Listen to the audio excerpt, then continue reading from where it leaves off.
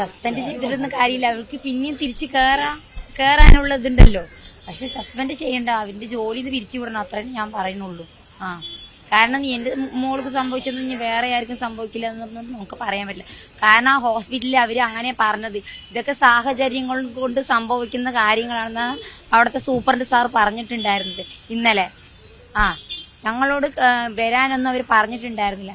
കാരണം ഞങ്ങൾ 25-ാം തീയതി പോയപ്പോൾ അവര് അങ്ങനെ OP-യിൽ കാണിച്ച് അങ്ങനെ വരികയാണ്. പിന്നെ നിങ്ങൾ നീരുണ്ടാകുമ്പോൾ വരാനോ വേദന ഉണ്ടാകുമ്പോൾ വരാനൊന്നും അവർ പറഞ്ഞിട്ടുണ്ടായിരുന്നു. അവർ നുണയാ പറഞ്ഞു. സത്യം പറയുന്ന കള്ള നുണയാണ് അവർ പറഞ്ഞുകൊണ്ടിരുന്നത്. ഇന്നലെ പറഞ്ഞിട്ടുണ്ടായിരുന്നു സൂപ്രണ്ട് സാറ്, അത് നുണയാണ്.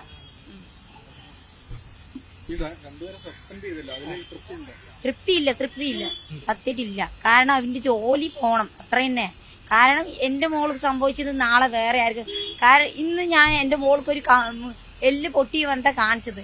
നാളെ വേറെ എന്തെങ്കിലും കാണിച്ചാൽ നാളെ ആരെങ്കിലും മരിച്ചു പോയാൽ അവർ പറയും ഞങ്ങള് ഇങ്ങനെ സാഹചര്യങ്ങളും അങ്ങോട്ട് അങ്ങനെ ഉണ്ടാവുകയാണെന്ന് അവരങ്ങനെ പറഞ്ഞുണ്ടാക്കും. കാരണം അവന്റെ മേലെ തെറ്റുണ്ടായാലും അവര് തെറ്റ് ചെയ്തിട്ടില്ല എന്നേ പറയുള്ളൂ.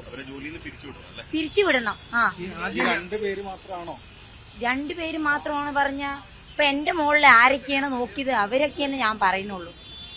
25-ാം തീയതി ഞങ്ങൾ കാണിച്ചിട്ടില്ല, പോയിട്ടില്ല എന്നാ അവര് പറഞ്ഞത്. പക്ഷെ ഞങ്ങളുടെ കയ്യിലുണ്ട് അതിനുള്ള തെളിവ്. ഞങ്ങളുടെ OP ടിക്കറ്റ് ഞങ്ങളുടെ കയ്യിലുണ്ട്. 25-ാം തീയതി പോയത് ഉണ്ട്, 24-ാം പോയതുണ്ട്, 30-ാം തീയതി പോയതിന്റെ ഉണ്ട്. പിന്നീട് വന്നില്ലെന്നാണ് ഇല്ല പറഞ്ഞത്. റിപ്പോർട്ടിൽ 25-ാം തീയതി വന്നിട്ടില്ല എന്നാ പറഞ്ഞത്. പക്ഷെ ഞങ്ങള് അന്ന് വന്നു 9:15 ഞങ്ങൾ ഹോസ്പിറ്റലിൽ എത്തിയത്. പക്ഷെ ഞങ്ങൾ വൈകി വന്നു എന്ന് അവര് പറഞ്ഞത്. പക്ഷെ OP ടിക്കറ്റിൽ നമുക്ക് സമയം എല്ലാം ഉണ്ടാവുമല്ലോ. വീഴ്ചന്ന് പറയുന്നുണ്ട്. കാരണം ഞങ്ങൾ കറക്റ്റ് സമയത്തല്ല പോയത്. അവര് സമയം വൈകി വന്നു എന്നാണ് ഞങ്ങളോട് പറയുന്നത്. പക്ഷെ ഞങ്ങൾ കറക്റ്റ് സമയത്ത് 25-ാം തീയതി 9:15 ഞങ്ങൾ അവിടെ എത്തി.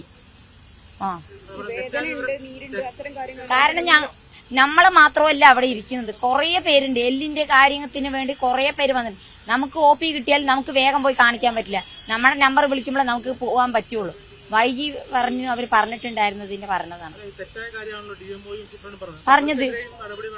പറയണ സൂപ്രണ്ട് സാർ പറഞ്ഞതാണ് എനിക്ക് പറ്റാണ്ടായത്. കാരണം അവര് നീരുണ്ടാഞ്ഞിട്ട് വരാൻ പറഞ്ഞു. പിന്നെ പോരാത്തതിന് വീക്കം ഉണ്ടാഞ്ഞ വേദന ഉണ്ടെങ്കിൽ വരാൻ പറഞ്ഞു എന്നൊക്കെ പറഞ്ഞില്ലേ. അത് പച്ച കള്ളമാണ്. ഞാൻ ഇപ്പോഴും ഉറച്ചു നിൽക്കുകയാണ്, അതിൽ തന്നെ ഉറച്ചു നിൽക്കുകയാണ്. കള്ളം പറഞ്ഞ കള്ളമാണ്, സത്യമായിട്ട് പറയണം. ഞങ്ങളോട് അങ്ങനെ പറഞ്ഞിട്ടുണ്ടായിരുന്നില്ല.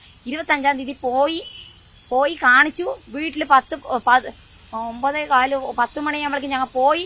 11-12 മണിയാകുമ്പോഴേക്കും ഞങ്ങൾ വീടെത്തി. ഞങ്ങളൊരു എന്റെ മോളുടെ നോക്കി എന്തെങ്കിലും ഇൻഫെക്ഷൻ ഉണ്ടോ, എന്തെങ്കിലും മുറിവിലും മരുന്ന് വെക്കണോ, അവരതൊന്നും അഴിച്ചു നോക്കിയിട്ടുണ്ടായിരുന്നില്ല. പോയി മരുന്ന് തന്നു പോയി വീട്ടിലേക്ക് വന്നു. 5 ദിവസം കഴിഞ്ഞ് വരാൻ പറഞ്ഞു. 5 ദിവസത്തിന്റെ 30-ാം തീയതിയാണ് ഈ സംഭവം ഉണ്ടായത്. ഈ സംഭവം കാണുന്നത് ഞങ്ങൾ രാവിലെയായിരുന്നു കാണുന്നത്. കണ്ടിട്ടില്ല. നീര് കയ്യില് പൊള്ളല് കണ്ടപ്പോഴാണ് ഞങ്ങൾ വേഗം ഹോസ്പിറ്റലിൽ പോയി നോക്കുമ്പോഴാണ് കണ്ടത്. കാരണം ഇതുവരെ ഇവിടം വരെ ഇട്ടത് കൊണ്ട് നമുക്ക് കാണാൻ പറ്റില്ലായിരുന്നു.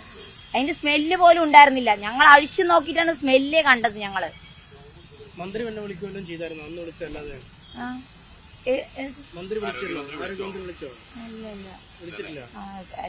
എന്റെ ഫോണിക്ക് വിളിക്കില്ല, ഹസ്ബൻഡിന്റെ ഫോണിക്ക് വിളിച്ചിട്ടുണ്ടാവും.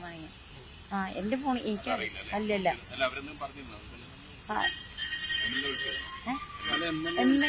MLA വിളിച്ചു വന്നു.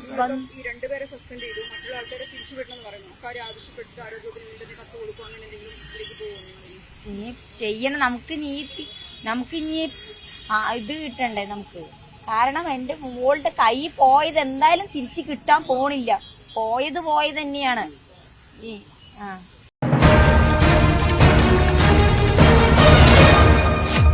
MC ന്യൂസ്, കനേഡിയൻ മലയാളികളുടെ വാർത്താജാലകം.